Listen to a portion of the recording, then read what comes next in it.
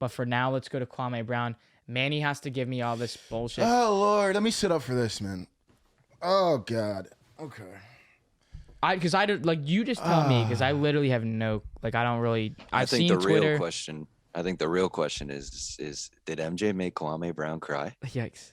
MJ didn't make Kwame Brown Look cry. at him. MJ You made actually Kwame sat Brown up for cry. that, bro. You actually sat up for that. MJ started the narrative that Kwame Brown has small hands and he can't move, which is just false. But Yeah, when you start spitting, because again, I don't have any we talked about. I saw the Twitter, I saw the live stream or whatever, but I don't really know too much. When you start spitting, because you told me you were gonna go off, say that right there.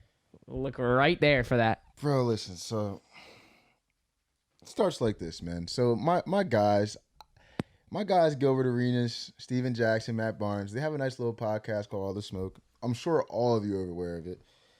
They talk about the ins and outs of the fraternity the NBA is. It's a really interesting show, honestly. I watched a couple episodes. I'm not an avid listener, but I'll peep it here and there. But there's one episode they had Jeannie Buss on there. Jeannie Buss, owner of the Lakers. She talked about a trade where they traded Marc Gasol and Kwame Brown. And when she said that, Matt Barnes and Steven Jackson cut her off and said that was a one-player trade. Basically trying to say that Kwame wasn't a player in the trade because he was that bad. Cool, dude. Cool. Understood. Then Kwame goes on YouTube Live for an hour and 15 minutes. And that was probably the most entertaining and interesting hour and 15 minutes I've watched in my life. This man sat back with besides this podcast.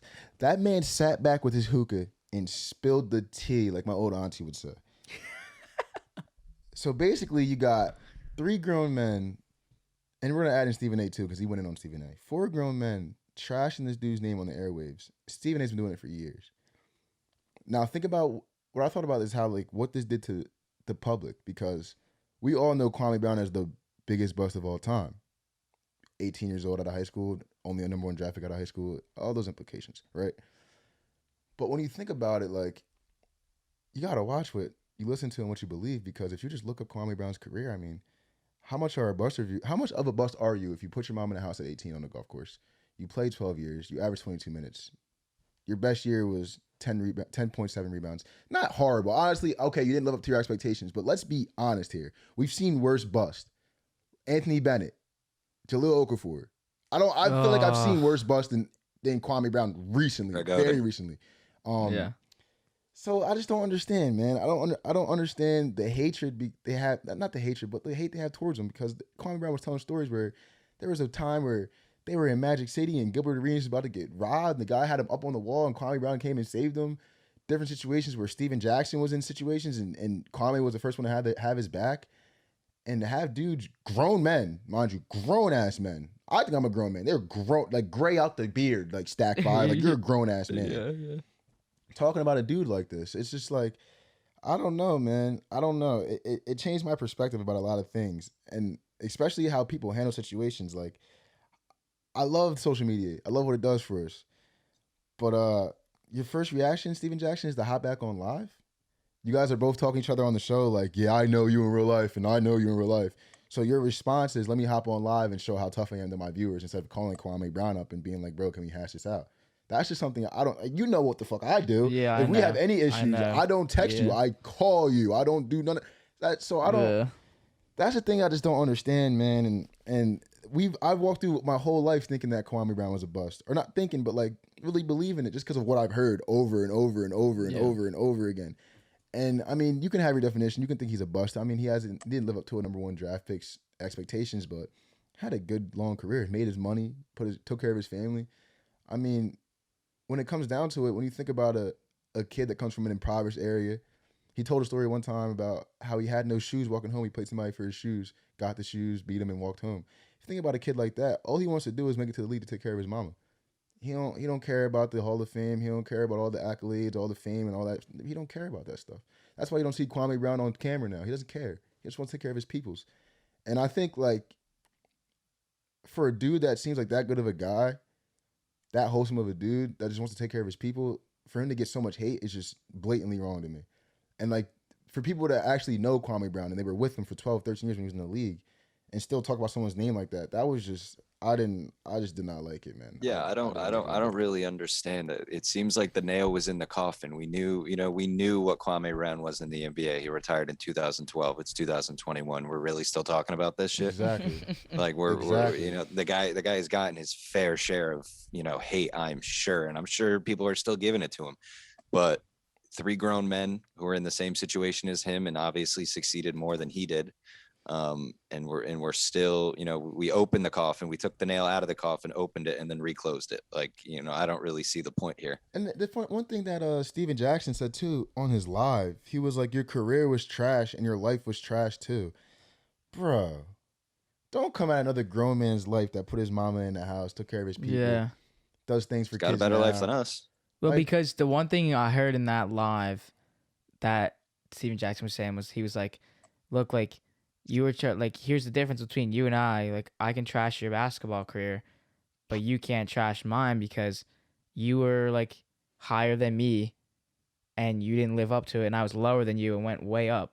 So he's like, That's just how it works. like, so he's like, so I can talk on this and this, but I mean, the media. One thing I heard was like, too, what do you have I on me? don't even know how I didn't get to anyway. this, but Steven Jackson really had the wherewithal to say on live airwaves to thousands of people, said, yes, Kwame Brown, I paid for women, but I never paid for security. What? Yeah, because he was like, what do you have on me? What do you have on me? What? He was like, like, he was like, okay, everybody knows I paid for women, I paid for sex. Like, I flew out strippers is what he said. He's like, everybody knew that. So that's not a dig to me. And he's like, but then to your point, he's like, I didn't pay to have people walking around with me. Like, Oh, if I'm 7 feet tall making millions of dollars and everywhere I go, people know who I am, I'm having people walking around with me. would rather pay for security than pay for women that already know who I am. So Steven Jackson, I have a question for you. Are you not good with women? You on? Are you shy in public? Do you have a small wiener? Tell him. Are you nervous? Dude, look, women yo, scare you. be careful. All the smoke might shit on our show next. All the smoke. If you want to give me the publicity, we can go Let's back and forth go. about this. Who am I? I don't know either. We can go back and forth. I'm just saying, if it in the grand scheme of things, if I'm making money, if I'm making Steven Jackson He said money, money. I'm dominating the league. I'm dominating the podcast space. I'm making Steven Jackson money. Yeah. I'm not paying for women. Who are you? Do we mess with Matt Barnes though? That's the real question. I mean, the dude I didn't even get to Matt Barnes. I didn't even get to Matt. drive 90 miles. I didn't even get to 90 miles. Matt Barnes. Matt Barnes has also the audacity to come at Kwame Brown's life when he said on air, it was only one NBA player that hit my wife. Only one? Says that, but here's the Only thing. one? You take her back? Only one. Says that on air. Only one? Actually, I don't know if that was on air, but he did say Well, it. whatever. Like, that's still like, I don't. These dudes, man, listen, bro.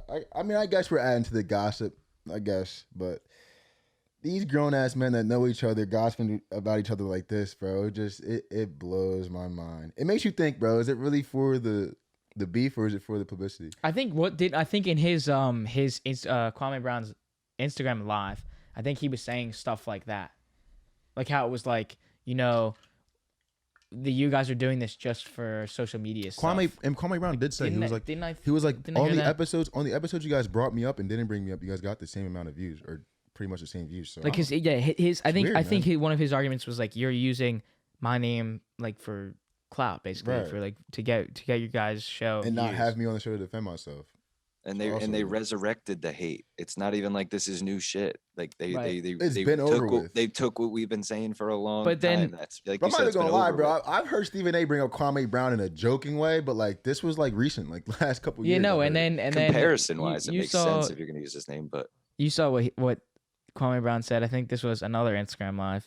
He was like, "Oh, like sign a waiver. You don't have to sign a waiver, Stephen A. We can meet in Seattle. You don't have to sign a waiver to like fisticuffs." Bro, Like he said, and he said, I don't forget the exact quote, but it was like, you don't have to sign a waiver to engage in combat with me, yeah, Stephen A. in Seattle. Any man that says that, like it, and uses the words fighting as engaging in combat, just lay off him, bro. He's got a different pain. He really wants to. Or like he's like, you don't have to sign a waiver. No, you're like, cool. You're I'm good. gonna like that. Like that means like I'm going to maul you. Like Stephen A, I love you too. Stephen A, I love you. Stephen A, you're my inspiration, bro. But Don't pick that fight, Steve. Wait, what did he say? I care about you. And I love you, Stephen A. I want to see you on first. He said something about his hair.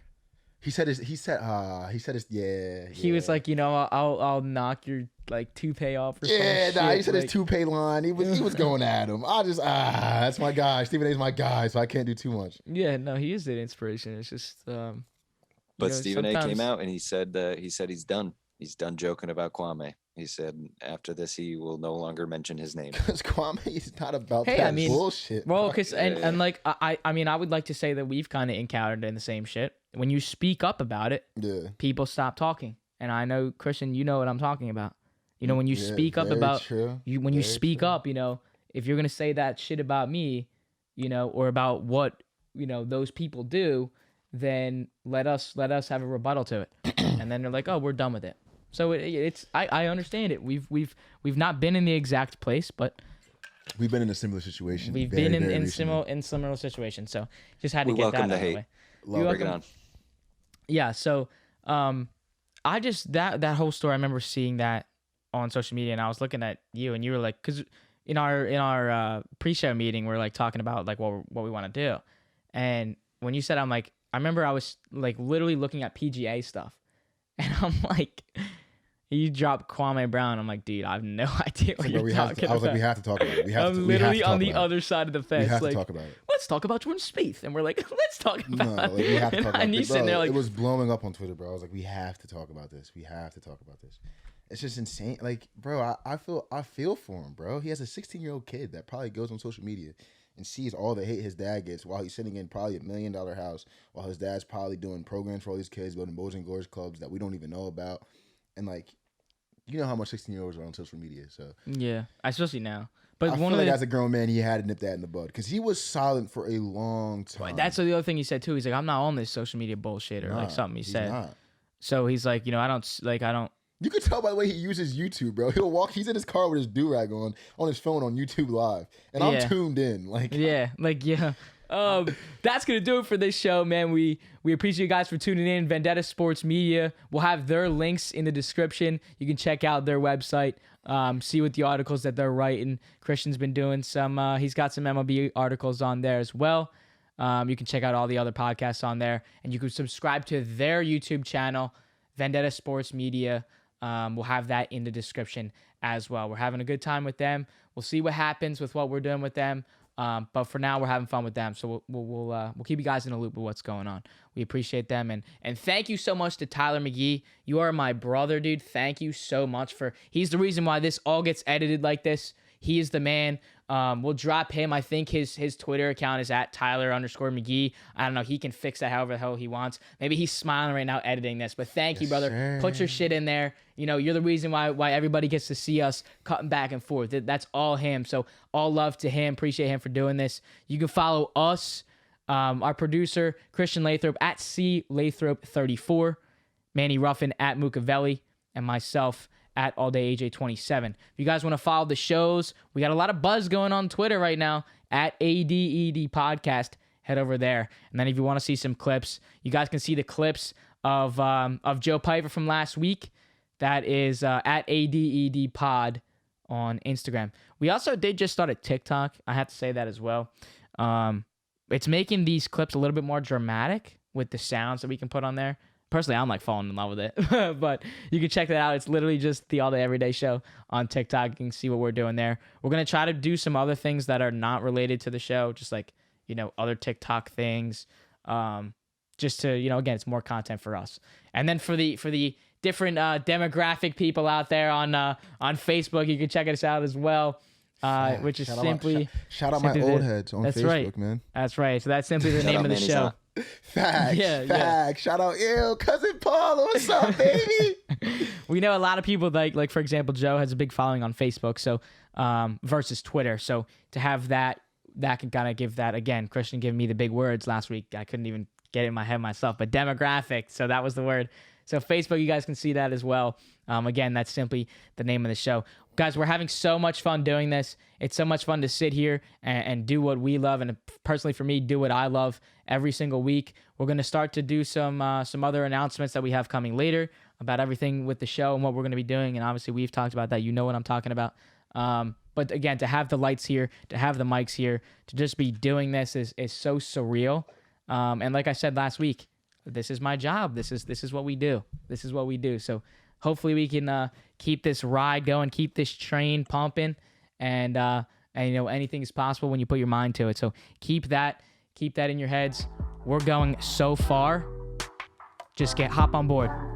You've been listening to the All Day Everyday Show with All Day AJ and Manny Ruffin. My name is Alex Jacobs, but you can call me All Day AJ. Yes, sir. Peace.